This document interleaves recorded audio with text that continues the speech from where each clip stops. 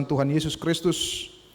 Firman Tuhan yang menyapa kita pada minggu ini diambil dari Injil Lukas pasal 9 ayat 28 sampai dengan ayat 36 dengan topik Yesus dimuliakan di atas gunung.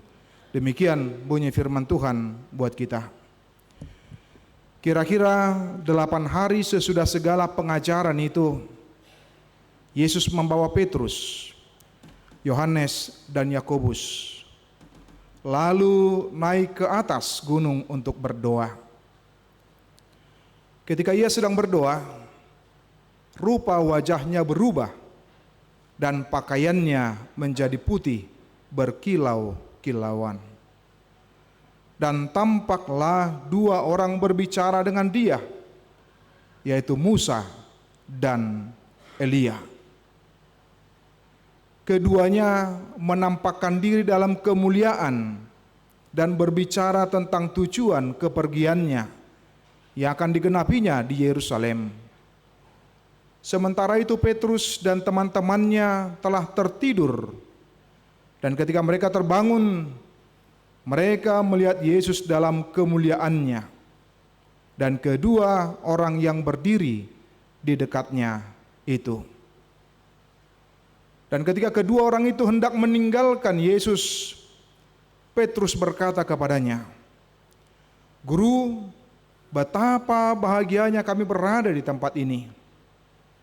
Baiklah kami dirikan sekarang 3 kemah, 1 untuk engkau, 1 untuk Musa, dan 1 untuk Elia." Tetapi Petrus tidak tahu apa yang dikatakannya itu. Sementara ia berkata demikian, datanglah awan menaungi mereka, dan ketika mereka masuk ke dalam awan itu, takutlah mereka. Maka terdengarlah suara dari dalam awan itu yang berkata, "Inilah anakku yang kupilih, dengarkanlah dia." Ketika suara itu terdengar, nampaklah Yesus tinggal seorang diri, dan murid-murid itu merahasiakannya. Dan pada masa itu mereka tidak menceritakan kepada siapapun apa yang telah mereka lihat itu. Demikian bunyi firman Tuhan buat kita. Saudara-saudari, Bapak Ibu dan kaum muda yang dikasihi oleh Tuhan Yesus Kristus, pengenalan kita akan siapa Yesus Kristus akan sangat menentukan respon kita terhadap dia. Ketika kita boleh memahami dengan baik, maka kemudian ada respon yang benar. Tetapi ketika kita tidak mengenalnya dengan baik, maka justru kita tidak merespon dengan benar pula di dalam kehidupan kita. Ini menjadi sebuah tantangan dalam kehidupan kita, apalagi ketika berbagai gereja, berbagai pengkhotbah memperkenalkan tentang siapa Yesus itu, sehingga kadangkala hanya mencopot tentang hal-hal tertentu, tidak menyampaikan tentang Yesus yang sesungguhnya, yang sebenarnya, terlebih ketika hanya menyangkut tentang berbicara tentang mujizat, tentang berbagai keajaiban yang disampaikan yang dilakukan oleh Yesus semasa hidupnya. Ini menjadi sebuah tantangan dalam keimanan kita di tengah-tengah kehidupan kita yang bisa mengarahkan kita pemahaman yang tidak benar, pengenalan yang tidak pas, pengenalan yang tidak sesungguhnya seperti apa yang disampaikan dalam kitab suci tentang siapa Yesus itu di tengah-tengah kehidupan kita. Ternyata tidak hanya kita, Bapak Ibu dan orang muda. Murid-murid pun pernah tergoda oleh karena kedangkalan akan pengenalan terhadap Yesus. Salah satunya adalah Simon Petrus, seperti apa yang ada di dalam nats ini. Memang sebuah peristiwa transfigurasi yang dialami oleh Yesus membuat Simon Petrus dan kawan-kawannya merasa takjub dan mengatakan bahagia, sehingga berpikir bagaimana menikmati suasana bahagia itu suasana yang spektakuler itu terus menerus, dan hanya mereka saja yang menyaksikan itu, sehingga mereka mengatakan betapa bahagianya. Dan kemudian mereka menawarkan kepada Yesus untuk mendirikan kemah kepada Yesus, Musa, dan Elia. Itulah karena ketakjuban dan oleh karena mereka melihat suasana yang spektakuler tersebut, sehingga mereka berpikir bagaimana bisa menikmati suasana itu, karena tidak selalu mereka melihat dan menyaksikan itu. Dan ini menjadi sebuah tantangan dalam kehidupan kita, Bapak Ibu dan orang muda.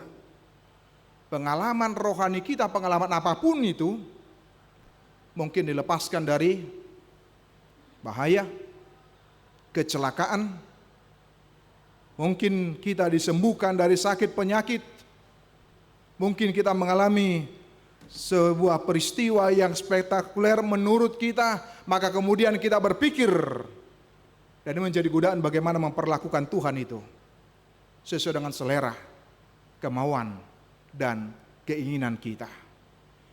Tidak membiarkan Dia yang bekerja sesuai dengan kemauannya, sesuai dengan keinginannya, tetapi sebaliknya, sama seperti Simon Petrus yang tergoda, betapa nikmatnya, betapa bahagianya, betapa sukacitanya melihat peristiwa spektakuler yang luar biasa. Dan termasuk mungkin ketika dalam kehidupan pengalaman kita dengan pengalaman-pengalaman yang berat, yang sulit, dan kemudian kita berhasil melalui dan melewatinya, sehingga kita berpikir seolah-olah cara kerja Tuhan itu maunya begitu terus. Kita tidak melihat sisi yang lain dalam kehidupan kita akan pekerjaan Allah. Ketika kita berjalan, ketika kita menghirup napas, ketika kita menerima kesehatan dari Tuhan, kita tidak lihat seolah-olah Allah itu ada dan hadir di situ. Hanya ketika sebuah peristiwa spektakuler, sebuah peristiwa yang luar biasa menurut kita, disitulah kehadiran Allah di tengah-tengah kehidupan kita. Hanya orang-orang yang memiliki kedangkalan iman di dalamnya, yang tidak mengenal dengan baik, maka kemudian bisa terjebak kepada suasana, kepada pikiran, kepada pandangan yang seperti itu, sehingga sehari-harinya dalam kehidupannya seolah-olah Allah itu dianggap absen di dalam kehidupannya, tidak melihat pekerjaan Allah itu di tengah-tengah kehidupan kita. Doina yang dohonotama, ketika pengalaman yang lalu yang kita alami, kemudian sebuah pengalaman yang menyakitkan yang kita alami, kita lupa bahwa kita pernah diselamatkan, kita pernah dibebaskan. Kemudian kita mengatakan maunya seperti ini, sesuai dengan selera kita, kemauan kita, keinginan kita. Maka kemudian Tuhan mau jadi kita setir dengan pandangan kita, dengan pikiran kita, dengan keinginan kita dan selera kita. Ini yang kita sebut dengan kedangkalan pengenalan, kedangkalan akan iman, sehingga melupakan bahwa seharusnya kehendak Allah lah yang terjadi tengah-tengah kehidupan kita, dan bagaimana kita harus mengikuti, harus tunduk, harus setia dan taat kepada Dia di tengah-tengah perjalanan kehidupan kita. Bapak Ibu, menarik sekali kalau ketika disebutkan tadi di ayat 33, dan ketika kedua orang itu hendak meninggalkan Yesus, Petrus berkata kepadanya, "Guru, betapa bahagianya kami berada di tempat ini. Baiklah kami dirikan sekarang 3 kemah, 1 untuk engkau, 1 untuk Musa, dan 1 untuk Elia." Kita melihat dalam perkataan itu seolah-olah Simon Petrus menunjukkan rasa simpatiknya, rasa kekagumannya, rasa takjubnya dengan ingin mengajak Tuhan Yesus, Musa, dan Elia untuk tinggal dalam kemah. Saat Kristus, Musa, dan Elia berada dalam kemah buatan manusia, maka cahaya kemuliaan Allah itu tidak akan tampak lagi. Yang terjadi adalah keinginan manusia, bukan keinginan Allah. Yang terjadi adalah selera manusia, bukan kemauan dan selera Allah yang harus terjadi sesungguhnya di tengah-tengah kehidupan kita. Maka ketika dia berada di dalam kemah itu, berarti dia tidak akan berangkat ke Yerusalem untuk menyongsong penderitaan dan kematiannya. Bapak Ibu, orang muda, peristiwa godaan ini tidak hanya sekali terjadi. Sebelumnya seperti yang kita ingat adalah Simon Petrus juga pernah menggoda Yesus. Ketika Yesus berkata bahwa anak manusia akan mengalami penderitaan, kemudian dia akan mati, dibunuh. Kemudian apa yang terjadi? Simon Petrus berkata kepada Yesus, kiranya itu jauh daripadamu. Sehingga Yesus mengingatkan dia bahwa bukan kehendaknya, bukan kehendak manusia, tapi kehendak Allah lah yang terjadi. Sehingga itu menjadi perenungan bagi kita, Bapak Ibu dan Saudara-saudara. Orang-orang yang terdekat bisa dipakai untuk menjadi penghalang mewujudkan kehendak Allah seperti Simon Petrus. Tapi orang-orang yang terdekat juga bisa dipakai Tuhan untuk mewujudkan apa yang menjadi kehendak Allah. Maka yang mana Amang dan Inang dan Apo Sebulung? Yang manakah kira-kira posisi kita? Yang manakah kira-kira pilihan kita? Apakah kita mau dan bersedia untuk menjadi pendorong untuk boleh mewujudkan, merealisasikan apa yang menjadi kehendak Allah?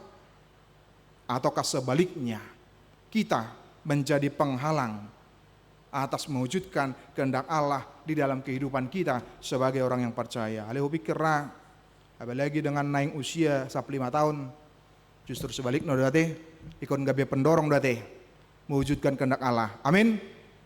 Bah, songonan inget amin. Nah itu tuh. Mana nggak mulai membayangkan, bah borak naik itu tuh,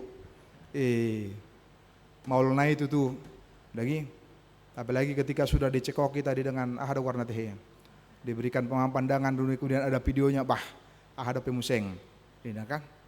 Nah itu menjadi sebuah tantangan dalam kehidupan kita. Bagaimana justru kita boleh menjadi pendorong? Bagaimana bahkan justru kita menjadi penggerak di dalamnya. Sehingga dengan demikian kita bersama-sama, terlebih di tahun keluarga ini kita bersama-sama boleh mewujudkan apa yang Allah mau dan inginkan dalam kehidupan kita, di dalam keluarga kita. Dengan apa? Dengan senantiasa setia melakukan apa yang dikatakan dan apa yang dimaui. Mau lihat ya Mamang Dainang dan kemudian kita semua. Kalau oleh gereja kita seksi sending bersama dengan seksi sekolah minggu membuat sebuah program, baiklah ada ibadah keluarga dan sekolah minggu itu untuk bersama-sama. Bagaimana kita melatih mereka dari sejak kecil untuk boleh dekat, untuk boleh bersekutu, dan bagaimana membangun iman mereka dengan apa? Dengan instrumen yang disediakan. Sonari bertergantung di kita dong, ade, itu. Nah, ulura adong mandok ko na baru namang olah dungo pengajam naso namun setong dengi mempersiapkan dobe, mempersiapkan ini lagi, mempersiapkan ini, dungi habis matiki, dungi nanggo sedari dakya manangion hatani debata. Tidak pernah mendengarkan firman Tuhan walau hanya 1 hari, padahal Tuhan memberikan waktu 24 jam kepada kita. Dan ini menjadi ajakan bagi kita untuk boleh melakukan secara konsisten sama seperti apa yang disampaikan dalam nas ini. Bagaimana justru sebaliknya kita mendorong keluarga kita dan kita juga untuk boleh bersungguh-sungguh melakukan, mewujudkan apa yang menjadi kehendak Allah di tengah-tengah kehidupan kita, Amang dan Inang. Salah satunya pada hari ini kita melakukan program donor darah. Silakan bagi Amang dan Inang, terlebih buat Naposo ya. Nah, tapi diperhatikan juga soal kriterianya tadi. Seperti itu kan begitu. Biasanya pasti akan diperiksa dulu. Tidak langsung begitu datang langsung cus ambil darahnya selesai. Oh tidak, tentu diperhatikan kesehatannya gimana keadaannya. Kemudian ada pertanyaan berapa lama kira-kira istirahatnya tadi malam kan begitu. Nah, kalau begadang sampai dengan jam berapa? Jam 4 mungkin subuh. Ada terjadi do tiki Amang dan Inang ketika program pertama sekali di Pospel Indramayu. Jadi ketika sudah asik lakukan. Tapi begitu selesai diambil langsung amat toncong-cong. hampir debu mai bana. Bah. Dungi kuconoki mak. Kusukun mai bana. Puasa terjadi songonya mang, ai mada. Jam 3 mudum na budari. Jam 4 pagi na, mang petong, ini kan nama jadinya. Jadi kalau sudah sampai seperti itu maka kemudian akhirnya gabi membain nah kurang fit kan begitu. Sudah bangun jam segitu, dang buitong. Nah, untungnya dia sudah selesai donor darah, sudah selesai dan sudah diambil seperti itu gitu. Nah, sehingga saya mengatakan bahwa bagaimanapun kita harus menyayangi tubuh kita juga. Nah, orang muda mari siapkan ya untuk boleh bersama-sama berkontribusi dan kemudian kita bisa menjadi saluran berkat seperti khotbah yang lalu, menjadi berkat karena kita sudah diberkati oleh Tuhan. Baiklah bagaimana kehidupan kita dan banyak pekerjaan kita mang dan inang dak kuwoto anon tehe amang tajulu atau radong anon panitia di julu tehe manuraton akaruas ni huria ala hubereng 3% dapat tehon. Tong dope songon minggu nasalpu untuk rumah dinas. Lupa apa masuk ko nanti. Alai molo salah satu natuari adong kenaikan alai sedikit dope teh. Nah, tong ma mengaradi panitia demikian juga dengan tahun perhala 2 teh untuk boleh mendukung sehingga kemudian kegiatan itu boleh berjalan dengan baik. Amang dan inang kita melihat dalam nats ini ada 2 tokoh perjanjian lama yang cukup terkenal di tengah-tengah orang Yahudi. Ada Musa dan ada Elia yang bertemu dengan Yesus. Kita tahu Bapak Ibu, Musa menerima hukum Taurat dan pernah memancarkan cahaya kemuliaan Allah saat dia turun dari gunung Sinai.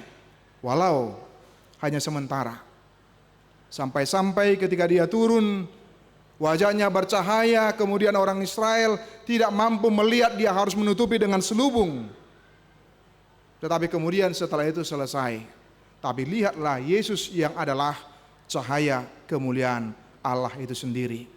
Di mana cahayanya tidak pernah pudar, tapi terus dipancarkan. Dan bagaimana orang lain bisa melihat cahaya itu di dalam Kristus. Kemudian juga dengan Elia yang pernah menyatakan kuasa Allah di atas gunung Karmel dengan menurunkan api dari langit. Dan yang kita tahu bagaimana Elia diangkat oleh Tuhan naik ke surga. Maka ini menjadi 2 tokoh legendaris yang begitu luar biasa dan begitu hebat. Namun di tengah-tengah kedua tokoh itu diingatkan dalam nats ini bukan Musa dan bukan Elia yang menjadi tokoh sentral yang paling utama di dalamnya. Tetapi Yesuslah yang menjadi tokoh sentralnya, yang harus didengar, yang harus diikuti, yang harus dipuji, dan yang harus disembah di dalam kehidupan orang yang percaya. Bagaimana kita boleh dengan setia, dengan taat untuk boleh mengikuti apa yang dikatakan dan diinginkan oleh Allah di tengah-tengah kehidupan kita. Bapak Ibu, peristiwa transfigurasi bukanlah akhir atau puncak daripada pekerjaan Yesus. Dan Yesus tidak mau terjebak di situ. Sebab apa? Sebab misinya belum selesai. Pekerjaannya belum tuntas. Peristiwa transfigurasi adalah merupakan hanya salah satu untuk menunjukkan tentang siapa Yesus itu di tengah-tengah murid-murid dan siapa Yesus itu bagi kita. Karena peristiwa transfigurasi bukanlah puncak dari kemuliaannya. Tuhan Yesus kelak akan memperoleh kemuliaannya justru dalam penderitaan dan kematiannya di kayu salib. Dan ini mengingatkan kita bagaimana pekerjaannya dan sampai dengan kebangkitannya dan kemudian dia naik ke surga. Ini menjadi ajakan bagi kita dalam kehidupan kita Bapak Ibu dan saudara-saudara. Ketika kita mengalami sesuatu peristiwa spektakuler, peristiwa rohani yang begitu luar biasa menurut kita dalam kehidupan kita, ingatlah bahwa puncaknya bukan ada pada kita, tetapi harus kembali kepada memuliakan Kristus sebagai Tuhan dan Juru Selamat kita. Bagaimana kita diingatkan di tengah-tengah kehidupan kita untuk setiap apa yang kita alami dan kita jalani, kita mau bersandar dan bagaimana kita senantiasa terkoneksi dengan Tuhan. Dan itu luar biasanya Bapak Ibu orang muda. Kalau kita menemukan dalam ayat 28 disebutkan kira-kira 8 hari sesudah pengajaran itu, Yesus membawa Petrus, Yohanes, dan Yakobus lalu naik ke atas gunung untuk berdoa. Apakah yang diajarkan oleh Yesus di ayat yang sebelumnya? Itu adalah berbicara tentang penderitaan Yesus dan syarat-syarat mengikut Dia. Sehingga ketika sampai kepada Yesus mengajak murid-muridnya untuk boleh berdoa, mau mengingatkan kita dalam kehidupan kita, dalam situasi apapun, dalam kondisi apapun, dalam menyongsong apapun menurut kita, apakah dalam menyongsong kesulitan, tantangan yang kita alami dan kita hadapi, teladan yang diperlihatkan oleh Yesus itu menjadi sesuatu contoh yang luar biasa di tengah-tengah kehidupan kita. Apakah itu? Kehidupan untuk boleh berdoa. Apapun yang kita alami, apapun yang akan kita hadapi dalam kehidupan kita, jangan pernah mengganggu relasi kita, hubungan kita dengan Allah. Tetapi terus setiap saat, setiap waktu di tengah-tengah kehidupan kita untuk boleh terus membangun relasi yang kuat, hubungan yang dekat dengan Allah di tengah-tengah kehidupan kita. Termasuk di dalamnya adalah ketika kita mengalami kegagalan juga. Bahwa kegagalan bukan berarti akhir dari semuanya. Ini diskusi nami nari Jumat tiki pertangyangan daguate. Bagaimana ketika dalam mengalami kegagalan juga, bagaimana respon kita, bagaimana sikap kita, bagaimanakah kita menyikapinya. Ketika menghadapi tantangan kesulitan, bagaimanakah sikap kita. Lihatlah, Yesus bukan mencari dari orang lain untuk mendengarkan nasihatnya. Yesus tidak mencarinya dalam suasana hiruk pikuk. Di tengah-tengah dia tahu sebentar lagi dia akan menanggung penderitaan, dia akan disalibkan, dia akan mengalami penganiayaan, dia akan ditinggalkan bahkan oleh murid-muridnya. Tetapi justru diperlihatkan bagaimana dikatakan tadi, Yesus membawa murid-muridnya untuk berdoa. Bagaimana di tengah-tengah kehidupan kita Bapak Ibu dan Saudara-saudara, jangan sampai karena kesibukan kita, karena pekerjaan kita, karena aktivitas kita, kabirak sangabi martang yang ate. Nah, olah dungo pitor, hitchat. Ketika bangun langsung bergerak melakukan aktivitas, dan sangabi mandok, mau lihat itu di bata. Nah, hanya karena apa? Pagi-pagi sudah dicekoki bayangkan, wah ini pekerjaan ini, wah ini aktivitas ini, wah ini kegiatan ini. Mulai dari pagi, siang, sore, sampai dengan malam. Akhirnya menjadi lupa hal yang paling pokok, paling utama, yaitu membangun relasi dengan Allah. Mari keteladanan yang diperlihatkan oleh Yesus mau mengajarkan kepada murid-muridnya, bahkan sampai kepada kita, sesulit dan sesusah apapun yang kita alami hadapi. Jangan pernah sampai mengganggu relasi kita, hubungan kita, bahkan kesibukan kita. Jangan sampai kesibukan kita justru mengganggu relasi kita, hubungan kita dengan Allah. Tetapi bagaimana hubungan kita dengan Allah menjadi prioritas yang paling utama di tengah-tengah kehidupan kita, sama seperti murid-murid dalam nats ini diingatkan dengan apa yang akan dialami oleh Yesus di tengah-tengah kehidupannya. Sehingga dengan demikian kita boleh kuat, kita boleh menjalani kehidupan dengan tantangan seberat dan sesulit apapun itu, kita boleh tetap semangat amang dan inang dan apa sebulung, dan boleh memancarkan yaitu cahaya yang dari Kristus itu di tengah-tengah kehidupan kita. Teologi kemaslubung dari Petrus seringkali masih menjadi pola lama, di mana kita sering tanpa sengaja telah menutupi cahaya kemuliaan Kristus yang seharusnya kita pancarkan, kita perlihatkan. Kitalah yang menjadi perpanjangan tangan daripada Kristus yang hendak dipakai untuk apa? Untuk memancarkan cahaya kemuliaan daripada Kristus itu di tengah-tengah kehidupan kita. Dengan apa? Dengan kebersediaan kita untuk boleh membuka diri dan kemudian akhirnya boleh membagikannya. Tidak menjadi orang-orang Kristen yang eksklusif, orang-orang Kristen yang menutup diri sehingga menganggap bahwa Kristus itu hanya untuk dirinya sendiri, seperti yang dilakukan oleh Simon Petrus dan teman-temannya. Ingatlah untuk boleh mendengarkan dia, dan itu yang disebutkan di dalam ayat 35 tadi. Maka terdengarlah suara dari dalam awan itu yang berkata, inilah anakku yang kupilih, dengarkanlah dia. Mengapa perlu ini Bapak Ibu dan saudara-saudara?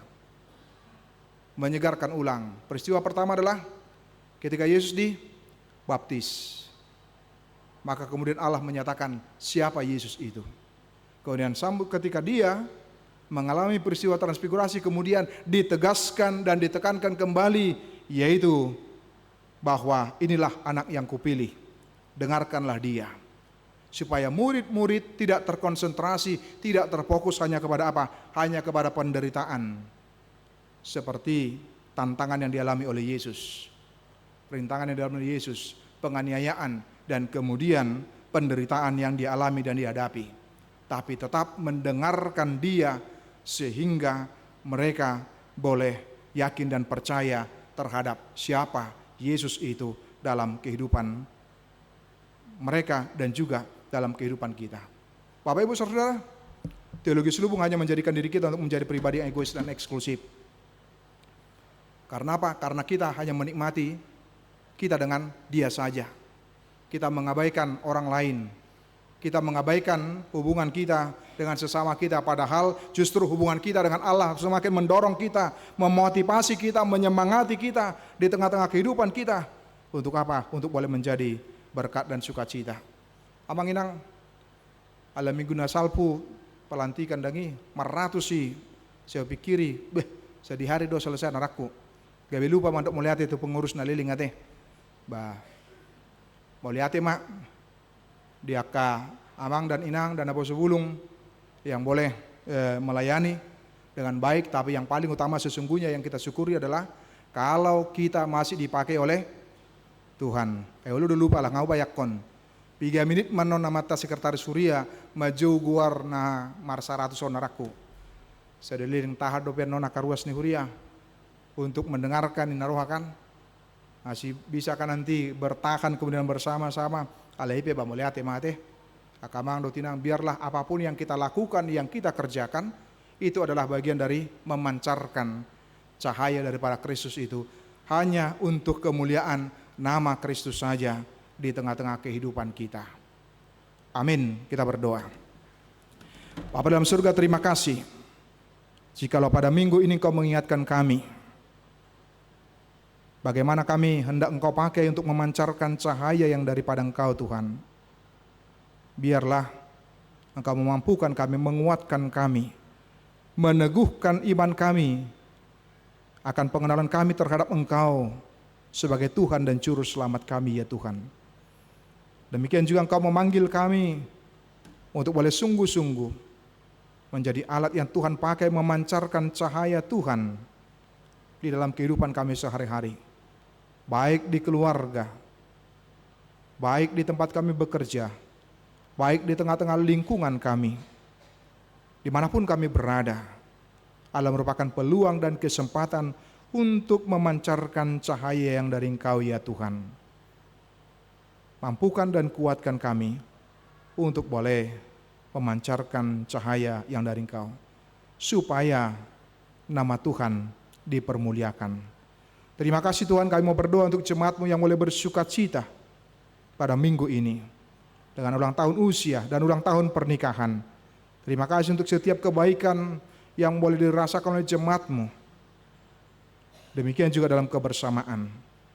Engkaulah yang memberkati dari setiap pribadi, dari setiap keluarga ya Tuhan, agar senantiasa boleh bersukacita, bergembira oleh karena pemeliharaan Tuhan di dalam kehidupan daripada kami, daripada jemaat-Mu yang boleh berulang tahun dan berulang tahun pernikahan.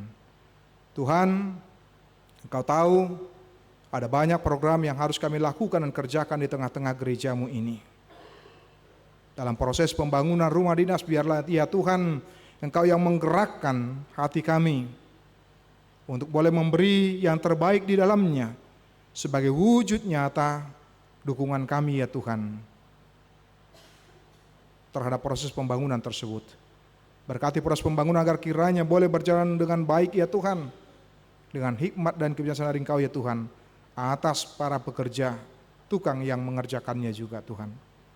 Terima kasih Tuhan, berkati juga panitia agar boleh bekerja dengan baik, mempersiapkan segala sesuatunya.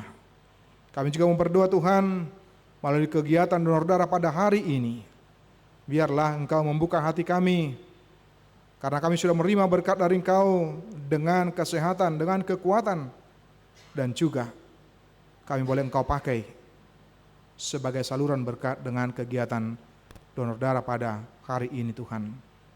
Bapa dalam surga, kami juga berdoa untuk jemaat-Mu yang bergumul dengan sakit penyakit. Ya Tuhan, kuatkanlah, mampukanlah, tolonglah, agar kiranya mereka boleh tetap kuat karena mengimani Engkau ya Tuhan. Ketika mereka harus menghadapi kesulitan dan penderitaan tersebut, mereka boleh Tuhan kuatkan oleh karena campur tangan dan oleh karena kemurahan Tuhan saja. Kami berdoa ya Tuhan buat jemaat-Mu yang baru yang bergabung bersama dengan kami. Biarlah Engkau memberkati mereka, keluarga Mangnenggolan, Inang Boru Rumapea, menjadi jemaat yang hidup, jemaat yang senantiasa setia juga bersekutu bersama dengan kami di gereja-Mu ini ya Tuhan. Terima kasih ya Tuhan. Inilah doa dan permohonan kami. Dalam nama Yesus kami berdoa. Amin. Kita bernyanyi sambil mengumpulkan persembahan kita.